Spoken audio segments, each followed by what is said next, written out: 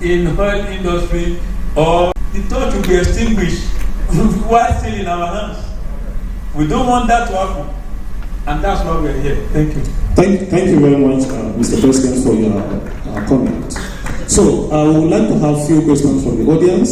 So if there are other contributions or few questions, we need to make some comment. Please, Mr. NC, can you?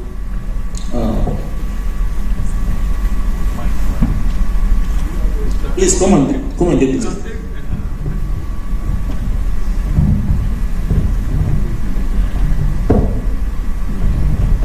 Thank you, Mr. Chairman, and good once again. Mine is not a question, it's a contribution, because we are discussing about asset integrity management with respect to the refineries, the oil and gas industry.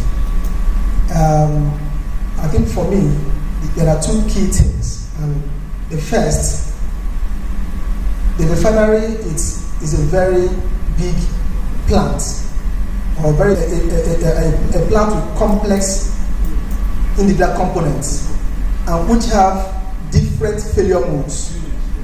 So the first thing is that we must have a culture of predictive maintenance for each component. That means it must be written clearly. What are the failure modes for each of these components? That has to be verified first. That's the first step. And the second thing is research. And that is why most of our critical infrastructure are failing. Today, Lagos State has been able to establish the blue rail, the red rail. But I tell you, if we bring in a Nigerian culture into it, those things will fail in the next decade. First, we have to establish the failure mode and then do research. There must be a research team. In our power sector, without green collapse, how many Nigerian companies have research departments? In the developed world, even small companies have research groups. They identify their problem, and these groups, their work is just to seek solution to their problem. They may either collaborate with academia, universities, or external research teams. So as INDT, we are also positioned to collaborate with stakeholders in the oil and gas industry to carry out research for them on solutions to particular failure modes of their components. And that is where, because the NDT methods or techniques is not one fit all. They are specialized and they are deployed to particular kind of failure mode to extract the right data from it. And so those two things are key.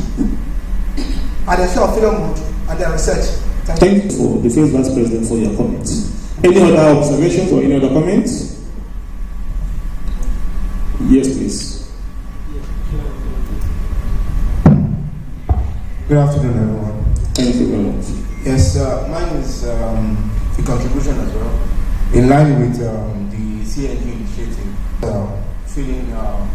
filling infrastructures like buildings, and he went extensively to show us slides. So mine is about CNG tanks for cars. Would there be like a follow-up? In terms of the association, follow-up in terms of trying to we have quite a lot of underutilized data engineer. So the data is under. Thank you very much. Dr. Bello, can you help us reach out to this? Somebody take the second question. Okay. CNG, once you have it in your car, it has a lifespan. After that lifespan, you don't repair it, or you just discard it. Okay. They work at a pressure maximum of 20 bar. The CNG bottle in your car has a maximum working pressure of over 200 bar.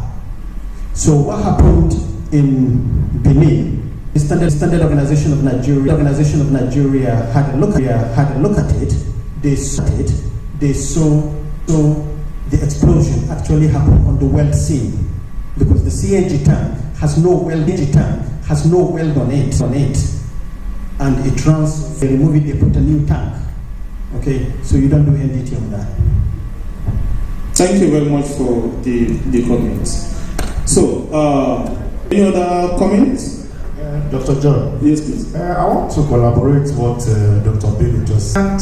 We are promoting now. Very soon, people will be importing used CNG tanks and say it's Belgium, direct Belgium. Yeah, and the pressure does not know Belgium. 200 bar is 200 bar. You know, and if the petrol crisis that we have. So I also want to, look at where INDT, we also do a paper to government and tell them that every tank that is being fitted must be certified, either from where it's coming from or recertified by an agency in the country to say, yes, it is fit to be installed in a